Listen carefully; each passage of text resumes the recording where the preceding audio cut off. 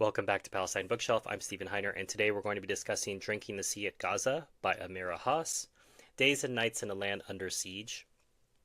I actually have done a two-part review on this on my main Stephen Heiner channel. I'll put links in the description as well as cards. It's one of my least viewed videos in that first iteration of Palestine Bookshelf when I was hosting a lot of these videos on my main channel, and was surprising for me. And I don't know why. I mean, it's 370 pages with an index, so it's not particularly long. Amira, I think, is well known, and it's life with an Israeli journalist from Haaretz with Palestinians. I think it's compelling, and she writes well. So for me, I'm not sure why those reviews didn't take off, but I'm happy with them, and I'm not going to try to repeat that today. Today, I'm simply going to read from her epilogue so you can get a sense of it, and I encourage you to go back and listen to those older reviews, which I did. There is no better backdrop than the era's checkpoint for the Orwellian drama being played out in the Gaza Strip since the advent of Palestinian self-rule. At a quick glance, it looks like a perfectly ordinary border crossing, with a clean, bright international terminal, bold signs welcoming visitors, policemen at their posts checking passports and other documents, and an efficient freight area off to one side. The throng of traffic carries foreign delegations on their way to call on Yasser Arafat, Israeli officials, overseas diplomats, Palestinian ministers, Fatah leaders, and police off to meet with colleagues in Israel or the West Bank. A high embankment, raised with cinder blocks, spares these dignitaries the sight of the narrow, fenced-in pen where, on ordinary days of standard closure, 20,000 lucky men with exit permits stir up the dust on their way to work inside Israel. What they do see, though, is a long line of trucks inching over the inspection pits, waiting for the signal to head into Israel and collect food and raw materials, or deliver Palestinian produce. There is, it seems, a brisk, non-stop flow of goods and people back and forth. Visitors aware of the bustle may well not realize that the legions of trucks and hordes of workers represent 27 years of direct military rule and economic standstill. I should pause for a second because I think this book was written in the 90s. Just to make sure we situate ourselves time-wise. Yeah, 1996. So that's when she's writing this, at the edge of the Second Intifada. Visitors aware of the bustle may well not realize that the legions of trucks and hordes of workers represent 27 years of direct military rule and economic standstill, during which Israel and its products have become the Strip's lifeline. They may not understand that even now Israel controls down to the very last detail the kinds of cargo the trucks may carry, the amounts, the destinations, and the frequency, who will leave and how often, and how many hours they will waste waiting to do so. The economists, diplomats, and army brass, all of whom are charged with shepherding the fledgling Palestinian Authority towards some goal unspecified in the Oslo Accords, draw on a lexicon of military and commercial jargon to obscure the misery of 1 million individuals trapped behind Gaza's electrified fence. Easing of restrictions, upping the quota of workers, job creation, growth, positive GNP. We know that the jargon conceals the truth. By 1996, Gaza's per capita GNP had fallen by 37% since 1992. The total GNP had declined by 18.5%. In 6 months, unemployment had risen by 8.2% to reach 39.2%. Gazans fortunate enough to hold jobs in the Strip saw a 9.6% drop in real wages in 1995. Those who worked in Israel lost 16% of their salaries. Beyond a doubt, Israel's policy of closure bears responsibility for the appalling figures. One can hardly imagine that Israel's decision-makers did not realize the inevitable consequences of imposing what is, in effect, a siege of years' duration. As we have seen, Israel explains the closures solely as an inevitable response to terrorism, and as the only way to prevent more attacks. But careful analysis of the policy and its consequences, along with other Israeli steps taken in the context of the Oslo Accords, such as blocking the safe passage route between Gaza and the West Bank, suggest a different understanding of closures. To grasp their significance, we need only consider that the Oslo Accords do not define the last step in the process. The ultimate goal was meant to emerge through negotiations. During the discussions, however, Israel's labor-led coalition never declared its ultimate intention, while the Palestinians have always stated their aim clearly: an independent state in the West Bank and the Gaza Strip. The Palestinians' bargaining chips are primarily the various UN resolutions concerning their refugee status and their right to the land, including the right of return and the designation of the Jewish settlements as illegal, as well as the universal principles of self-determination and independence. An additional source of Palestinian leverage is the Israeli promise that all fundamental issues will be resolved in the final status negotiations: the refugee question, the Jewish settlements, the borders, Jerusalem, and access to water sources.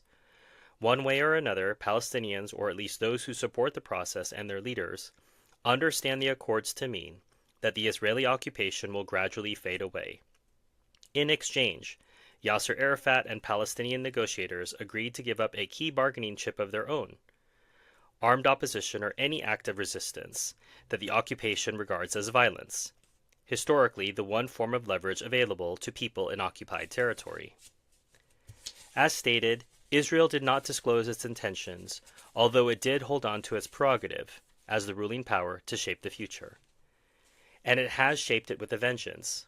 Between the peak years of the Oslo negotiations and implementation of the agreements, 1992 to 1996, the labor-led government allowed a 50% increase in the number of Jewish settlers in Gaza and the West Bank, from 100,000 to 150,000, which does not include the settlements in East Jerusalem. Furthermore, with Arafat's consent, the government began to carry out an old plan to link the West Bank settlements to Israel through a network of expressways.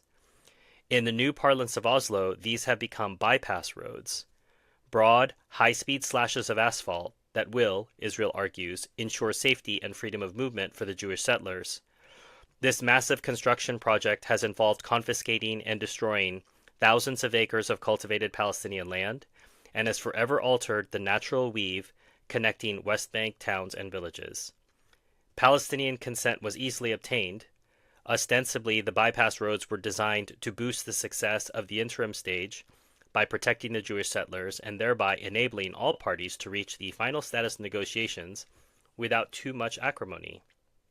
If you don't know about the settlements, there's two documentaries that I've covered, both called The Settlers, one by Shimon Dotan in 2016 and one by Theroux in 2025. I'll put links to both of those in the description, as well as cards that will go one after the other above. You have to understand who the settlers are and what the settlements are in order to understand what Amira is talking about here. Built at a cost of billions of shekels, solely for the needs of the tiny Jewish minority, the network of bypass roads will play no small part in Israel's negotiations over retaining territory. Anyone who invests a fortune in roads does not intend to dismantle the communities that use them. Moreover, this network, which guarantees Jewish settlers in the West Bank and Gaza a safe and speedy lifeline to Israel, was put in place at exactly the same time as even greater constraints were imposed on Palestinian freedom of movement. It is true that since 1994, more land has come under the jurisdiction of the authority. But the blocks of Jewish settlements and the patchwork of new roads are in effect the nail in the coffin of a contiguous Palestinian state, whatever form it might take. The new geography means that Palestinian society will be splintered, fragmented into isolated enclaves. The size and proximity of these enclaves are yet to be fixed and will be determined by the strength of the Palestinians' bargaining position. But movement between the enclaves will always involve passing roadblocks and checkpoints manned by Israeli soldiers. In the West Bank, social, cultural, and economic life have already been harmed by the region's fragmentation, and especially by the separation of North and South into two distinct areas. But for the real model of the future, one need only look to the 147 square mile enclave of the Gaza Strip. Israel has been able to shape the outcome of negotiations in another way as well. Its bargaining position has been immeasurably improved by being able to exert economic pressure on its Palestinian partner, creating a sense of material urgency and managing to postpone crucial decisions in order to wrestle over immediate practical needs.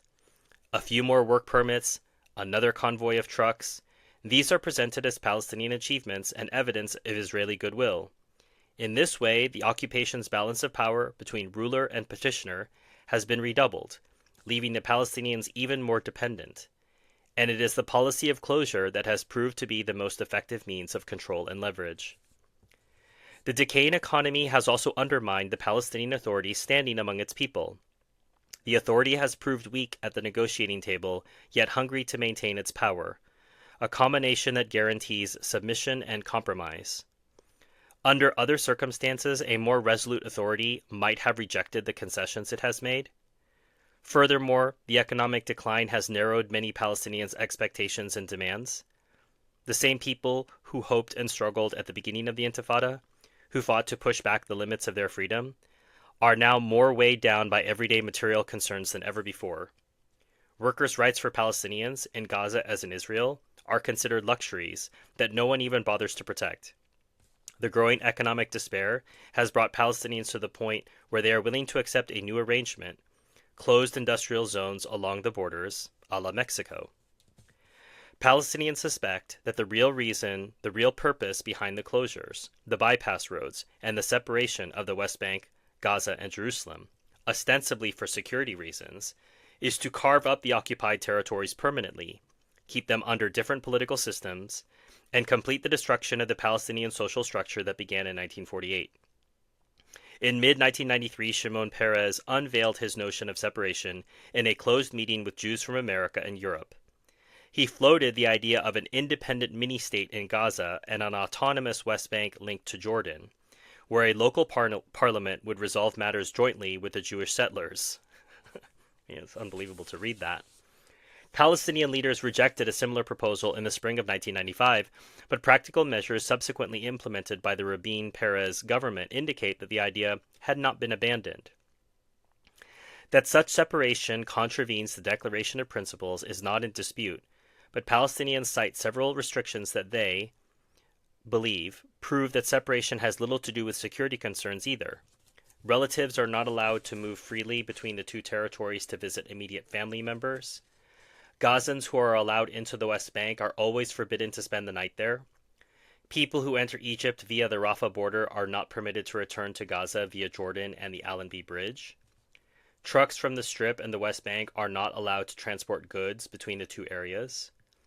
Crucial negotiations over a safe passage corridor between Gaza and the West Bank have been dragging on since 1994. For many long months, the Israelis refused to include in any safe passage agreement a specific citation of the Declaration of Principles confirmation that the two territories form one integral unit. Precious time was squandered on this point. Although both sides finally agreed to simply cite the relevant article number without the explicit words, Israel's resistance speaks volumes. The most painful and symbolic example of the separation is provided by the 1,300 Gazan students enrolled in West Bank universities who are not allowed to attend classes. The continuous interruption of their studies began in 1991 when Israel revoked the general exit permit enabling Palestinian residents to move about freely. After the 1994 transfer of authorities, Israel withheld the students' travel permits until long after the semester began, and sometimes indefinitely. Some West Bank academic institutions no longer accept students from Gaza because of their erratic attendance. The uncertainty and difficulties have discouraged the many students who would prefer to study at West Bank universities, which are known to be superior.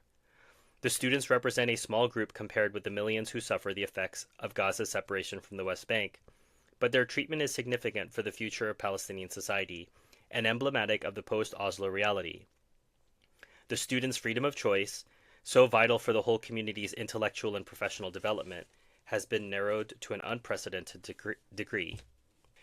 By 1990, the Israeli goal of demographic separation, that is, keeping Israelis and Palestinians apart, had been quite clearly articulated. Mass participation in the Intifada had fallen off. The uprising continued, however, more as a series of armed activities by discrete groups, and still with the support of the majority despite the growing oppression and collective punishment meted out by Israel. For its part, Israel was caught at an impasse. While unwilling to address the core demand of the Intifada, independence, there were limits to the instruments of suppression at its disposal. Bombing refugee camps, as in Lebanon, or mass deportations were out of the question. The physical proximity of the two peoples, Israelis and Palestinians, and the inevitable condemnation by an international community that had just ended the Cold War, ruled out such overt and brutal action. Instead, Israel devised an administrative policy as a way out of the impasse, carried out under the guise of security measures. In 1970, opening up the Israeli labor market to the occupied territories was intended to weaken Palestinian nationalism and preclude territorial separation. In the 1990s, shutting off the source of labor became a means of quashing the drive to independence. For Israelis, the immediate consequence of demographic separation was that Palestinians disappeared from their streets, thereby quelling their increasing fears of Palestinians just roaming around, in the words of a CLO official. Their fear contained an intuitive understanding of the frustration building in Gaza and the West Bank, and Israelis seemed to know that such frustration would inevitably lead to a reaction, one that might not pose a strategic threat to the State of Israel, but would instead endanger individual civilians. For the Palestinian political elite and the Israeli peace camp segregation was seen as a harbinger of political and territorial separation. With hindsight, this was clearly wishful thinking. The expansion of Jewish settlement in the occupied territories during the Oslo years revealed that Israel continued to consider the land as a resource for Jews alone. A Palestinian presence is tolerated, but Palestinian needs have no claim. Israel continues to deprive Palestinians of access to most of the undeveloped land in the occupied territories, even as it designates those areas for future Jewish development. Effectively, Israel has declared that Palestinian prospects will always be subjugated to Jewish needs, desires, and strengths. And it has done so under the watchful eye of the Oslo Accords, which explicitly upheld Israel's position as the sovereign power.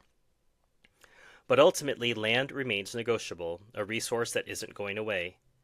Time, on the other hand, is another matter. Palestinians have lost precious years shut up in their enclaves, unable even to travel to other Palestinian cities. The ability to visit friends, look for work, or attend university is no less a human right than freedom of speech or religion. For Palestinians, though, freedom of movement is no longer a right but a privilege allotted to an entitled few. Israel awards the privilege incrementally by means of a pass system that has carved up Palestinian society in much the same way as the new geography has carved up the land. Each segment is defined by its access to movement. There are workers allowed into Israel with sleeping permits, and workers restricted to one-day permits only. Some businessmen may enter with their cars, others may not. One class of manufacturers is permitted to enter the West Bank, another allowed only into Israel. VIP 1 status is awarded to the most senior authority officials, VIP 3 status to lesser functionaries. The quota of those who are privileged is fluid. The principle is not, it is Israel that sets the criteria and controls the benefits. Most people's livelihoods depend on this system. Protesting the injustice of it may mean losing one's meager portion of the benefits. And for the Palestinian leadership, which enjoys the lion's share even as it continues to negotiate with Israel, freedom of movement has translated into power, business opportunities, and great material comfort. By creating such divisions and dependency, Israel has ensured Palestinian complicity with separation, an extremely sophisticated method of restraint, reminiscent of apartheid. To sum up, the Oslo Accords have ensured Palestinian segregation from the Jewish Israeli population, which elects the sovereign power, enjoys geographic and economic domination, commands all natural resources, and controls a pass system limiting the Palestinians' movements. If you're enjoying this content, consider hitting like and subscribe. It's a way for you to help promote the channel to other people who might be interested in similar content. If you'd like to learn a little bit about Oslo, I've done a film club review of The Price of Oslo, which was a documentary put together by Al Jazeera. I'll put a link to that in the description as well as a card. In the meantime, Palestinians in the Strip find ways to go on or to escape. Students have been prevented from returning to the universities for some 3 years. Yet an unknown number have developed complicated ways of leaving Gaza and going underground in the West Bank. They cannot see their families for months at a time and live in constant danger of being caught at one of the many IDF roadblocks. A Western consul reports that his country's embassy has seen a drastic increase in Palestinians applying to emigrate. Others migrate inward, closing their eyes and ears, stifling their fury and sense of indignity, trying not to dwell on the shortfall between the words in an agreement and the absence of an exit permit. Most people live in a narrowly prescribed space: friends, weddings, courses, books. Although some cannot endure the claustrophobia, police statistics show a persistent increase in suicides. In September 1996, the pressure exploded in violence. For several days, masses of demonstrators poured out their wrath on settlers and soldiers after the Israeli government opened an entrance to an ancient Jewish tunnel that happened to face the holy Islamic sites in Jerusalem's Old City. The demonstrations, organized according to rumors, primarily by Fatah on Arafat's instructions, spilled over into the Strip, where young men hurled rocks at a Jewish settlement, an IDF outpost, and the Rafah border. They also set out for the Erez checkpoint, but were stopped by the Palestinian police. 31 Gazans and 3 Israelis were killed in the Strip alone, and some 500 Palestinians were wounded. Israel blamed Arafat for orchestrating the demonstrations, but to people in the occupied territories, and in Gaza in particular, the outbreak seemed inevitable. People responded to the call out of a need to communicate their frustration to the world. At the time, my friend Abu Basel was on his way to Gaza City. When he saw the clusters of men outside Kfar Darom, the Jewish settlement, he stopped his taxi and walked toward the clash. As Israeli soldiers opened fire, Abu Basel, a 35-year-old father, a man who saw little point in throwing stones, found himself running toward the guns. Like others at that moment, he felt the urge to die.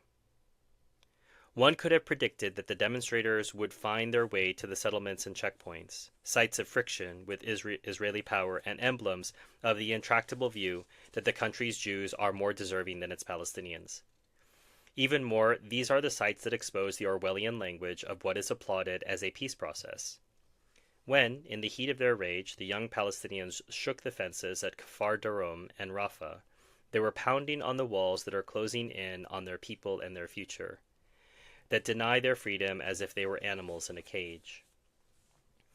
In their hearts, Palestinians will persist in seeing all the land as theirs. They will not renounce their longing for the fields that now bear Hebrew names. They will not forget the pain of expulsion, their very first link in a chain of loss that goes on. But from living in Gaza, I learned that its people have the ability and an honest desire to separate their heartfelt wishes from the need for a peaceful political solution. We are, after all, the mother of the child, they say, alluding to King Solomon's judgment to explain their readiness to share the country. On condition, of course, that any solution treat the Palestinians with dignity, as a people with elemental rights and a claim equal to that of the others who live in this land and call it home. Very beautiful essay to end an important book. And as I say, I wish more people had watched the original 2-part review. Maybe they will after watching this one. I encourage you to do so, but at the very least, you will have heard quite a bit of Amira's writing from this review. If you want to get a copy of the book, you can buy one using the link in the description. That's one of the ways you can support this channel. You can support this channel absolutely for free by hitting like, subscribe, sharing it with people who might be interested. That sort of thing really helps YouTube push the video out to more people. If you'd like to thank me for this presentation, consider using Buy Me a Coffee or PayPal. They're linked below, as well as Patreon and YouTube membership. That's if you'd like to support me on an ongoing basis. And you'll get early access to videos like this one. You'll have the chance to chat with me behind the scenes, and you'll also get access to videos that I don't release to the general public that are just for my patrons and members. If you'd like to nominate a book for the future, my Amazon wish list is below. Prowl through there. You'll see books on Palestine. Obviously, for this channel, you might see books on France for a project I work on with a friend called The Americans in Paris, and other books for my main Stephen Heiner channel. You can sponsor books for any of those. But obviously, if you do so here, you buy a copy for me, send it my way. I'll do my best to review it in a timely manner, and you'll have, in effect, sponsor the video. As we move towards monetization of the channel, you can help by watching as many videos as you can. We've hit all of the other metrics needed for monetization except a number of hours viewed. And so as you watch more videos, we get closer to that. And once we hit that, we hope to donate 100% of the profits of that monetization, whatever it might be, towards the Palestine Children's Relief Fund. You'll find a link to them in the description. Please go there, check out their work. They help Palestinian children get medical care who could not otherwise get it. Support them directly or support them indirectly or support them indirectly by watching as many videos as you can on this channel. Until next time, enjoy your reading.